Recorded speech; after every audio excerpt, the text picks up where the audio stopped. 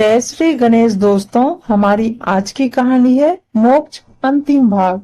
अब शुरू करते हैं कहानी। गोमती को ध्यान आया कि अब आगे कहीं श्रवण डेरे पर लौट न आया हो और उनका इंतजार कर रहा हो, या उन्हें डेरे पर न पाकर वह भी उन्हीं की तरह तलाश कर रहा हो। हालांकि पुलिस चौकी पर वह अपने बेटे का हुलिया बता आई थी और लौटने तक रोके रखने को भी कह आई थी। गोमती ने आकर मालूम किया तो पता चला कि उन्हें पूछने कोई नहीं आया था। वह डेरे पर गई, वहां भी नहीं। आधी रात कभी डेरे में, कभी पुलिस चौकी पर कटी। जब रात के 12 बज गए तो पुलिस वालों ने कहा, माँ जी आप डेरे पर जाकर आराम करो, आपका बेटा यहाँ पूछने आया तो आपके पास भेज देंगे। पुत्र के लिए व्याकुल गोमती उसे खोजते हुए डेरे पर लौट आई। चादर बिछाकर लेट गई, लेकिन नींद आंखों से कोसों दूर थी। कहाँ चला गया श्रवण? इस कुंभ नगरी में कहाँ कहाँ ढूंढेगी? यहाँ उनका अपना है कौन? यदि श्रवण न लौटा तो अकेली घर कैसे लौटेगी? बहू का सामना कैसे करेगी? खुद को ही कोसने लगी। व्यर्थ ही कुंभ नहाने की जिद कर बैठी। टिकट ही तो लाया था श्रवण, यदि मना कर देती तो टिकट वापस भी हो जाते। ऐसी फजीहत तो ना होती। फिर गोमती को ख्याल आया कि कोई श्रवण को बहला फुसलाकर तो नहीं ले गया। वह है भी सीधा, आसानी से दूसरों की बातों में आ जाता है। किसी ने कुछ सुंघाकर बेहोश ही कर दिया हो और सारे पैसे वे घड़ी अंगूठी छीन ली हो। मन में उठने वाली शंका आशंकाओं का अंत न था। दिन निकला, वह नहाना धोना सब भूलकर सीधी पुलिस चौकी पहुंच गई। एक ही दिन में पुलिस चौकी वाले उन्हें पहचान गए थे। देखते ही बोले, माँ जी तुम्हारा बेटा नहीं लौटा। रोने लगी गोमती। कहाँ ढूंढूं, तुम ही बताओ। किसी ने मार काट कर कहीं डाल दिया हो तो तुम ही ढूंढ कर लाओ। गोमती का रोते रोते बुरा हाल हो गया। अम्मा धीरज धरो, हम जरूर कुछ करेंगे। सभी डेरों पर अनाउंस कराएंगे।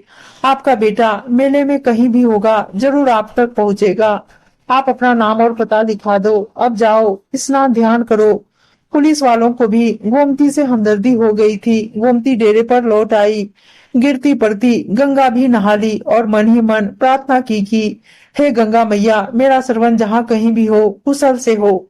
और वहीं घाट पर बैठकर हर आने जाने वालों को गौर से देखने लगी।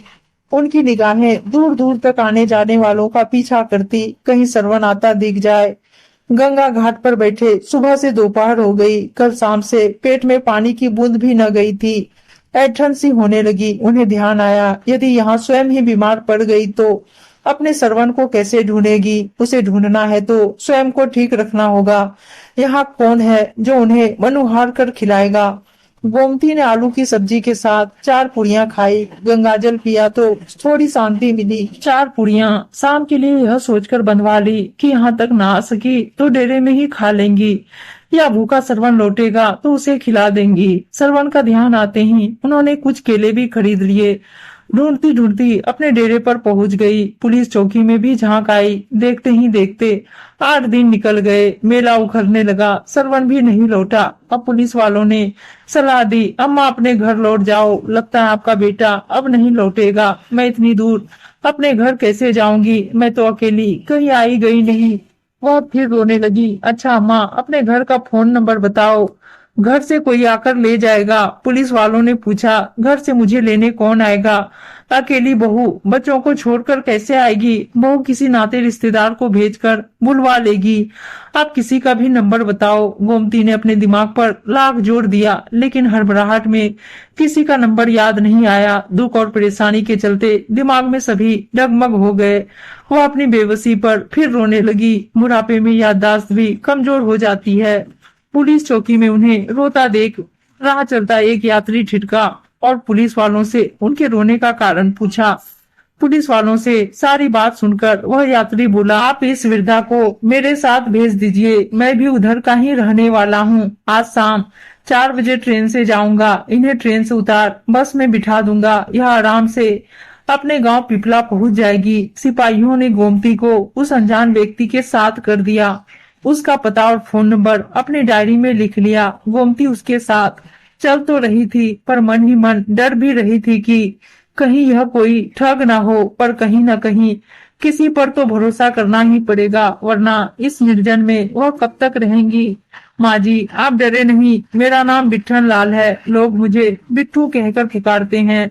राजकोट में बिठन लाल हलवाई के नाम से मेरी दुकान है। आप अपने गांव पहुंचकर किसी से भी पूछ लेना। भरोसा रखो आप मुझ पर। यदि आप कहेंगी तो घर तक छोड़ आऊंगा। यह संसार एक दूसरे का हाथ पकड़कर ही तो चल रहा है। अब मुंह खोला गोमती ने। भैया, विश्वास के सहारे ही तो तुम्हारे साथ आई हूँ। इतना उपकार ही क्या कम है कि तुम मुझे अपने साथ लाए हो। तुम मुझे बस में बिठा दोगे तो पिपला पहुंच जाऊंगी, पर बेटे के न मिलने का गम मुझे खाए जा रहा है। अगले दिन लगभग 1 बजे गोमती बस से अपने गांव के स्टैंड पर उतरी और पैदल ही अपने घर की ओर चल दी। उनके पैर मन मन भर के हो रहे थे। उन्हें यह समझ में न आ रहा था कि बहू से कैसे मिलेगी। इसी सोच विचार में वह अपने घर के द्वार तक पहुंच गई। वहां खूब चहल पहल थी। घर के आगे कनात लगी थी और खाना चल रहा था। एक बार तो उन्हें लगा कि वह गलत जगह आ गई है। तभी पोते तन्मय की नजर उन पर पड़ी और वह आश्चर्य और खुशी से चिल्लाया, पापा, दादी माँ लौट आई। दादी माँ जिंदा है। उसके चिल्लाने की आवाज सुनकर सब दौड़कर बाहर आए। शोर मच गया। अम्मा आ गई, गोमती आ गई। सरवन भी दौड़कर आ गया और माँ से लिपटकर बोला, तुम कहाँ चली गई थी माँ? मैं तुम्हें ढूंढकर थक गया। बहू श्वेता भी दौड़कर गोमती से लिपट गई और बोली, हाय, हमने सोचा था कि माँ जी नहीं रही। यही ना बहू? गोमती के जैसे ज्ञान चक्षु खुल गए, इसलिए आज अपनी सास की तेरवी कर रही हो। और तू सरवन मुझे छोड़कर यहाँ चला आया। मैं तो पगला गई थी। घाट घाट तुझे ढूंढती रही। तू सकुशल है। तुझे देखकर मेरी जान लौट आई। माँ बेटे दोनों की निगाहें टकराई और नीचे झुक गई। अब यह दावत माँ के लौट आने की खुशी के उपलक्ष्य में है। सब खुशी खुशी खाओ। मेरी माँ वापस आ गई है। खुशी से नाचने लगा सरवन। औरतों में कानाफूसी होने लगी, लेकिन फिर भी सब श्वेता और सरवन को बधाई देने लगे। वे सभी रिश्तेदार जो गोमती के गमों में शामिल होने आए थे गोमती के पांव छूने लगे। कोई बाजे वालों को बुला लाया। बाजे बजने लगे। बच्चे नाचने कूदने लगे। माहौल एकदम बदल गया। सरवन को देखकर गोमती सब भूल गई। शाम होते होते सारे रिश्तेदार खा पीकर विदा हो गए। रात को थककर सब अपने अपने कमरों में जाकर सो गए। गोमती को भी काफी दिन बाद निश्चिंत की नींद आई। अचानक रात में माँ जी की आंखें खुल गई। वह पानी पीने उठी। सरवन के कमरे की बत्ती जल रही थी और धीरे धीरे बोलने की आवाज आ रही थी। बातों के बीच माँ सुनकर वह सटकर सरवन के कमरे के बाहर कान लगाकर सुनने लगी। श्वेता कह रही थी, तुम तो माँ को मोक्ष दिलाने गए थे। माँ तो वापस आ गई। मैं तो माँ को डेरे में छोड़कर आ गया था। मुझे क्या पता कि माँ लौट आएंगी। माँ का हाथ गंगा में छोड़ नहीं पाया। पिछले 8 दिन से मेरी आत्मा मुझे धिक्कार रही थी। मैंने माँ को मारने या त्यागने का पाप किया था। मैं सारा दिन यही सोचता कि भूखी प्यासी मेरी माँ पता नहीं कहाँ कहाँ भटक रही होगी। माँ ने मुझ पर विश्वास किया और मैंने माँ के साथ विश्वासघात किया। माँ को इस प्रकार गंगा घाट पर छोड़कर आने का अपराध जीवन भर दुख पहुंचाता रहेगा। अच्छा हुआ कि माँ लौट आई और मैं माँ की मृत्यु का कारण बनते बनते बच गया। बेटे की बातें सुनकर गोमती के पैरों तले जमीन कांपने लगी। सारा दृश्य उनकी आंखों के आगे सजीव हो उठा। वह इन 8 दिनों में लगभग सारा मेला क्षेत्र घूम ली। उन्होंने बेटे के नाम की जगह जगह घोषणा कराई, पर अपने नाम की घोषणा कहीं नहीं सुनी। इतना बड़ा झूठ बोला सरवन ने मुझसे मुक्त होने के लिए ही मुझे इलाहाबाद लेकर गया था।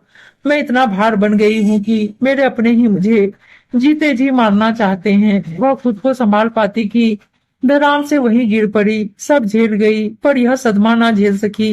गिरने की आवाज सुनकर बेटा बहू दोनों बाहर आ गए। माँ को मृत पाकर सरवन सब समझ गया कि माँ ने उसकी सारी बातें सुन ली थी और ये वो बर्दाश्त न कर सकी। एक बार फिर से सरवन की आत्मा उसे धिक्कारने लगी। दोस्तों, कहानी कैसी लगी कमेंट जरूर कीजिएगा और अगर थोड़ी भी अच्छी लगी हो तो चैनल को सब्सक्राइब जरूर कर दीजिएगा।